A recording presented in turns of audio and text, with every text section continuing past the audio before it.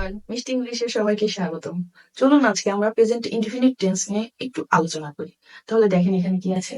কোন কাজ বর্তমানে হয় বা অভ্যাসগত চিরসত্য কথা বোঝালে তাকে আমরা কি বলতে পারি? প্রেজেন্ট ইনডিফিনিট টেন্স বলতে পারি। আমরা কিভাবে প্রেজেন্ট ইনডিফিনিট টেন্সটা চিনবো বাংলায়? দেখেন, করি, কর, করিস, পর, পড়ি, পড়ি, যাই, যান, যাস ইত্যাদি যুক্ত বাক্যের শেষে থাকে, তাহলে আমরা বুঝবো এটা present indefinite tense.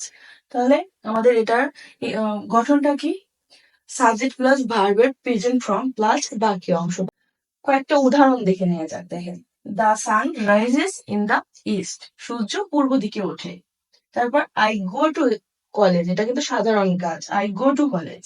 I cook every day, এখানে দেখেন যদি শি কুকস এভরিডে, এই শি কুকস এভরিডে কারণ কি? শিটা হচ্ছে থার্ড পার্সন সিঙ্গুলার নাম্বার।